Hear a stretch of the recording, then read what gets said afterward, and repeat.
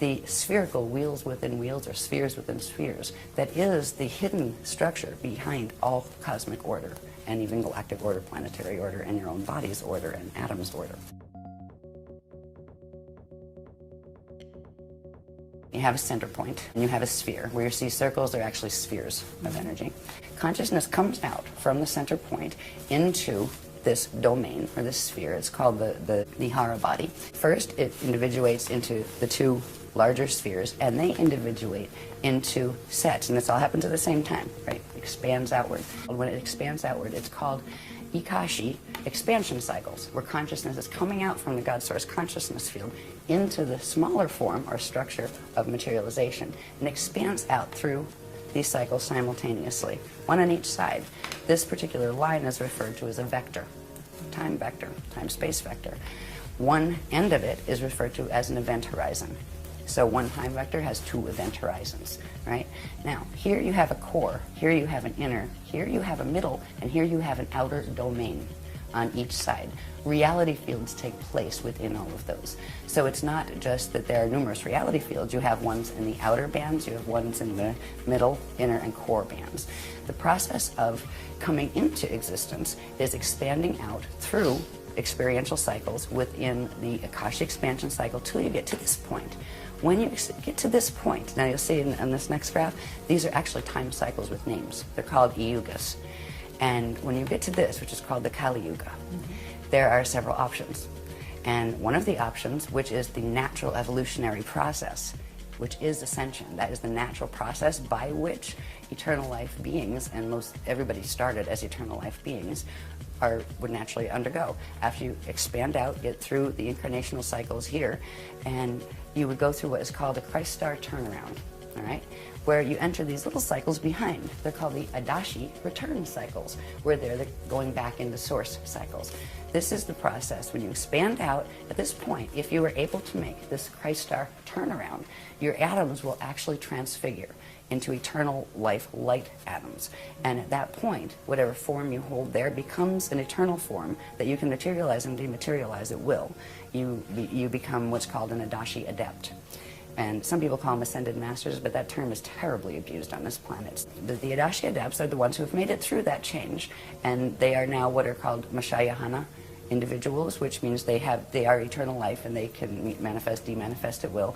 When they go back through the cycles, go back into center, and they can actually rebirth as collectives, like as suns and those kind of things. It's an amazing process where a being that, say, is a small, like a human being, can actually evolve, re-evolve, to go back into the state of even being like a sun or a star.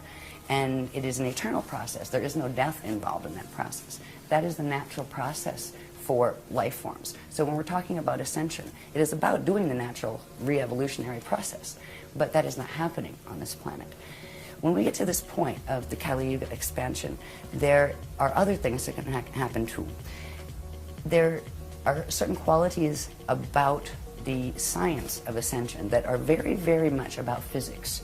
Right? And there are consequences in physics. If things are not working well on a planet, it affects the body of the people who live on it, and the animals who live on it, and the plants who live on it.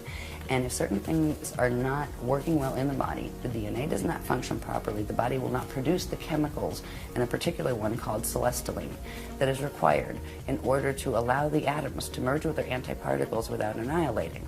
That allows particle and antiparticle to come together. They shift angular rotation of particle spin, and you can literally turn into a radiation wave. And that's what it means actually to go into full Merkaba and be able to go through gates. That is the process by which you go through stargates. So if we talk about ascension, it is the natural process of being able to expand out. We were out in the Kali Yuga cycles, finally we're out here. Now we have choices. We can ascend, or if we get stuck here, there's another path that we can take. It's called the Kali Rama path. It is the path of step back.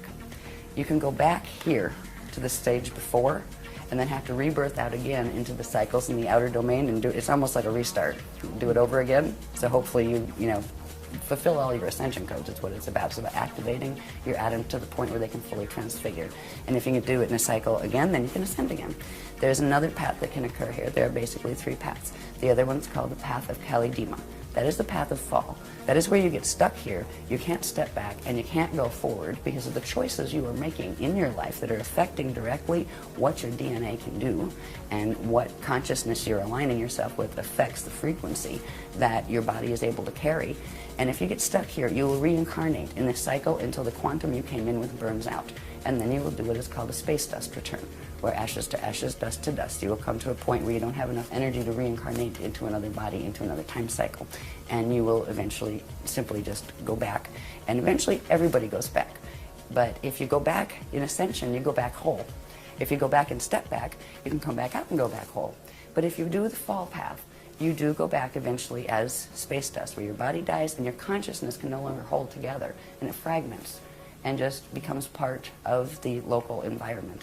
But the local environment at times goes through natural cycles that have to do with Stargate cycles and ascension cycles, where all these little time tracks pull in together and then come back out again. At that point, anything that gets stuck out here gets drawn back into the center. So this is why God's Source doesn't look at it as losing anyone in the fall path. It's the experience of you losing your connection with the universe that it's really about.